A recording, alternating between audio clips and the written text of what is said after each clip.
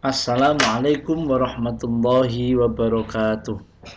Siswa-siswi 4 Madinah MI Ma'arif NU yang Pak An banggakan, alhamdulillah pada kesempatan ini kita dapat bertatap muka kembali, bermuajah kembali dalam keadaan online untuk membahas pelajaran tema 1 yang berjudul Indahnya Kebersamaan, subtema 1 yang berjudul Keberagaman Budaya di Indonesia.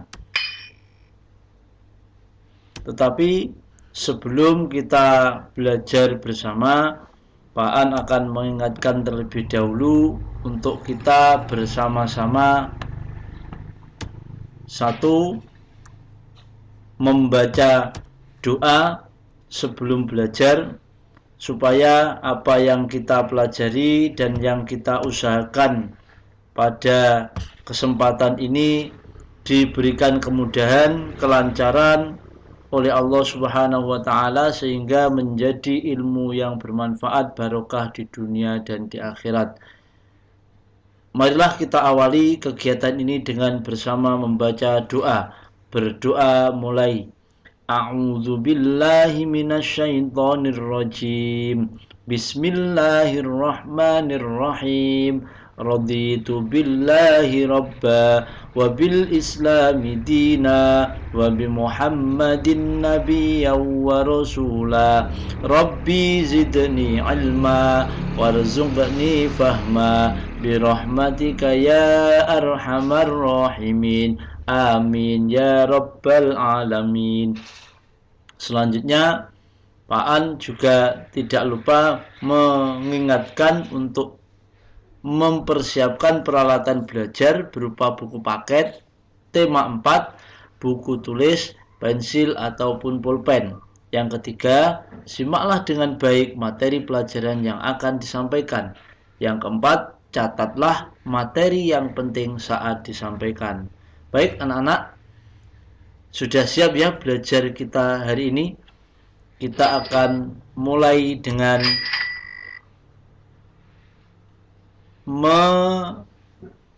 menerangkan pelajaran yang harus kita capai pada kesempatan ini. Pada kesempatan ini kita akan belajar pembelajaran 1 yang akan fokus dan lebih menekankan pada materi belajar bahasa Indonesia, IPS dan IPA.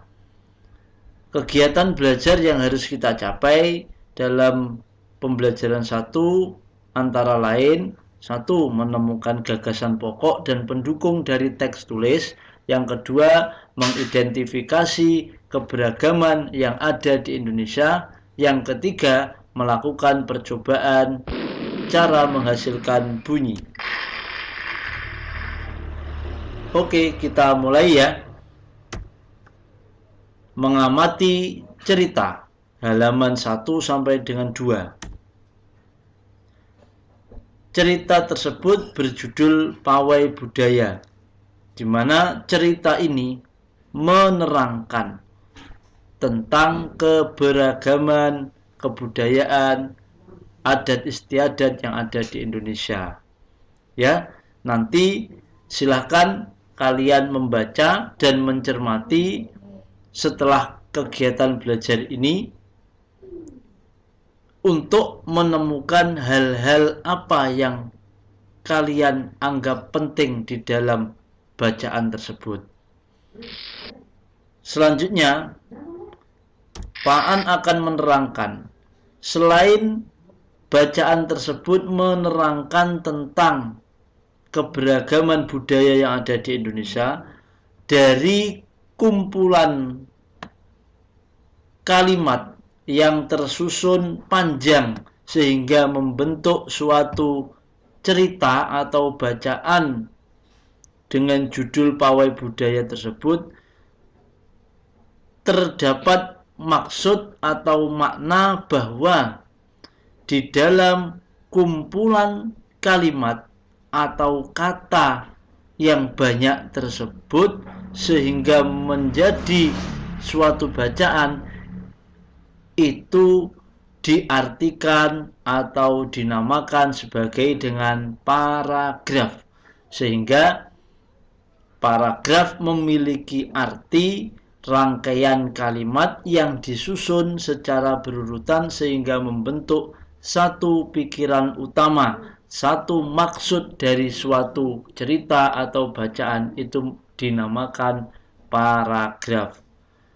Paragraf di bacaan tadi susunannya sangat banyak, tetapi di dalam setiap paragraf mempunyai dua unsur yang paling penting sampai bacaan atau kalimat tersebut dinamakan suatu paragraf.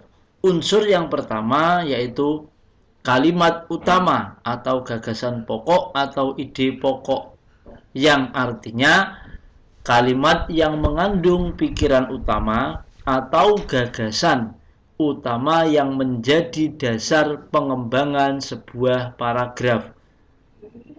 Atau kata lain kita menyebutnya dengan kalimat terpenting dari paragraf tersebut, itu dinamakan ide pokok. Selanjutnya yang unsur kedua adalah kalimat penjelas atau gagasan penjelas, yang artinya kalimat atau gagasan yang fungsinya menjelaskan gagasan utama yang terdiri dari beberapa kalimat, sehingga dalam satu paragraf ada satu paragraf atau kata terpenting yang dinamakan ide pokok.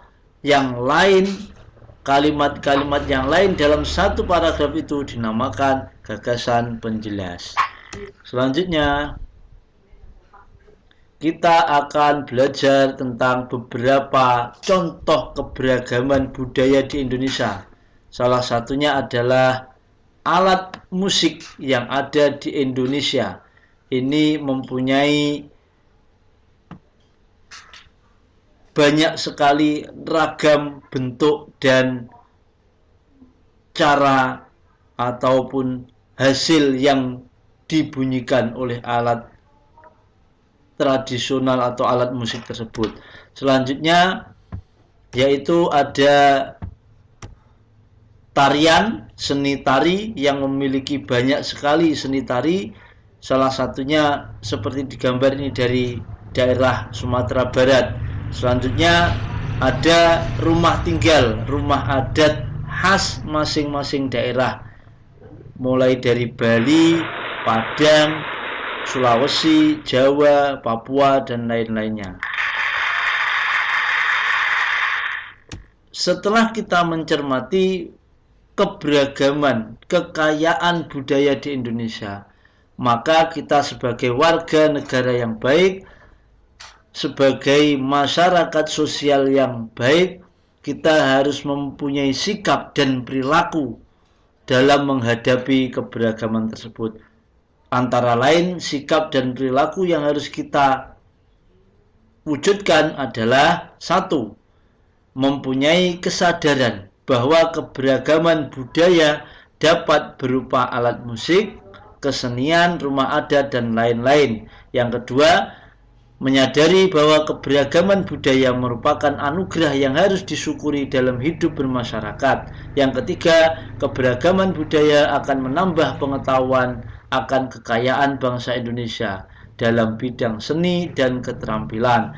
Yang keempat, menyadari akan keberagaman budaya di Indonesia merupakan wujud dari sikap saling menghormati dan menghargai antar sesama manusia dan sesama warga negara. Yang kelima, kita baca bersama: keberagaman budaya berupa alat musik menghasilkan kombinasi bunyi yang indah dan enak didengar.